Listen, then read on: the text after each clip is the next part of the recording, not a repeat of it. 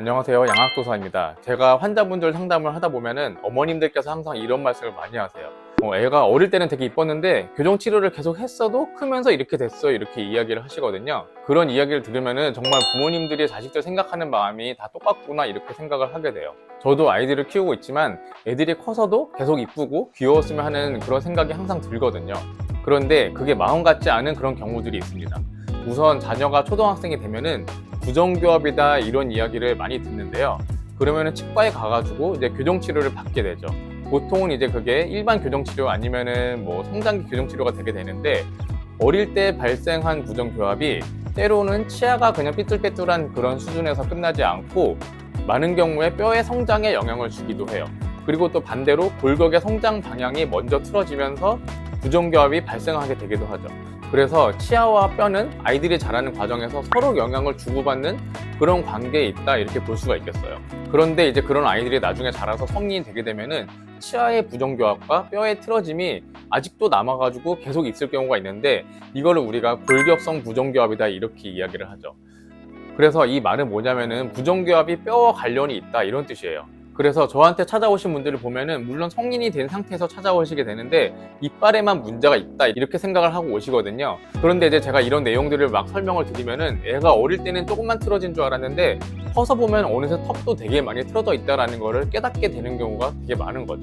이거는 마치 뭐와 같냐면은 자동차가 만약에 한쪽 바퀴만 이렇게 틀어져 있어요. 그러면은 쭉 가다 보면은 차가 처음에는 길에서 벗어나는 범위가 넓지 않겠지만 계속 가다 보면은 점점 더 많이 벗어나게 되는 것과 비슷하다고 볼 수가 있겠어요.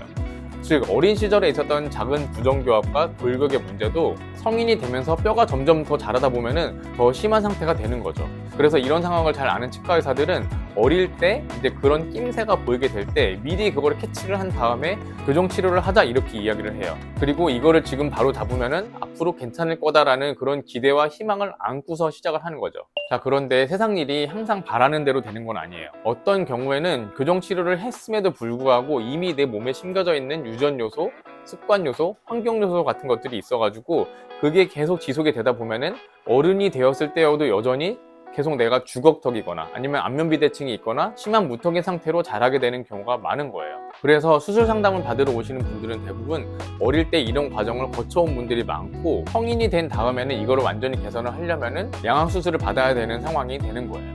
그러면은 이 상황을 우리가 어떻게 바라봐야 될까요?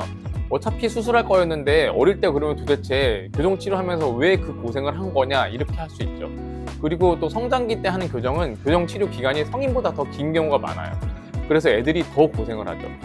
공부도 하면서 치과도 가고, 치과 다녀오면은 밥 먹는 것도 되게 불편하고. 근데 이게 왜 그러냐면은 우리가 사실 성장을 완벽하게 예측하는 게 불가능하기 때문이에요. 항상 교정하는 사람들은 어릴 때 교정을 해가지고 좀 맞춰주게 되면은 자랄 때는 괜찮을 거다라고 이렇게 생각을 하고서 시작을 하는데, 또 그런 치료에 대한 많은 연구 결과들도 있어가지고 부모가 키가 어떻고 턱은 어떻게 생겼고 이런 주변 환경 요소들까지 다 고려를 하면서 치료를 시작을 하는 거잖아요. 그래서 이제 이런 기대를 가지고서 치료를 시작을 했는데 막상 치료를 하면서 봤더니 성장 잠재력이 막 어마어마한 애였던 거야. 그러니까 이게 잘 안 보일 때는 내가 그냥 기둥인 줄 알고 만졌는데 알고 봤더니 애가 코끼리였던 거지. 그러면은 무슨 수를 써도 소용이 없어요. 그래서 막 치과에서 애 습관도 교정을 해주고 환경도 정비를 하고 막 턱에다가 장치까지 막 두르고 있고 하루 종일 끼우고 있고, 그렇게 하는데도 불구하고 이거를 막지를 못해요. 자, 그러면은 도대체 성장기 교정 치료는 왜 하는 거냐, 다 필요 없는 거 아니냐 이렇게 물으실 수도 있는데요. 그거는 또 약간 아니라고 볼 수 있어요.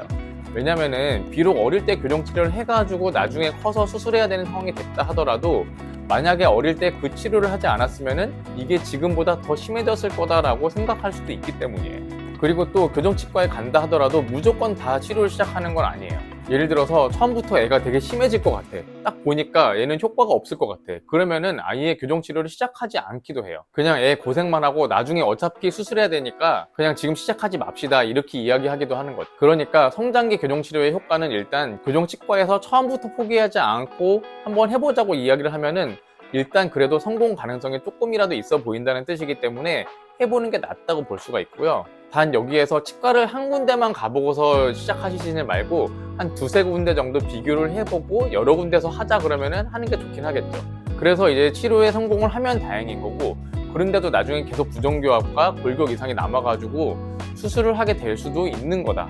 이렇게 생각을 하시면 될 것 같아요. 이게 결국 우리가 미래를 알 수 없기 때문에 생기는 일이라서요. 그 과정에서 제일 중요한 거는 아이들이 멘탈을 얼마나 잘 잡고 가게 하느냐, 그거인 것 같아요. 일단 자라는 동안에 교정치료를 안 하면은 턱이 막 계속 나오면서 좀 외모도 신경 쓰이고 애들이 좀 위축될 수가 있어요. 그리고 이가 잘 안 물리면은 생활하는데 불편하기도 하고요. 그래서 그럴 때 애가 너무 정서적으로 불안해하지 않게 좀 안심을 시켜줘야 돼요.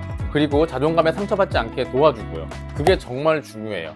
나중에 턱은 수술하면 고칠 수 있는데 만약에 아이들이 막 마음이랑 자존감에 상처를 받으면은 그거는 잘 회복이 안 되는 것 같아요. 그리고 결정적으로 결국 수술해야 되는 상황이 생긴다 하더라도 절대로 너무 절망할 필요는 없어요.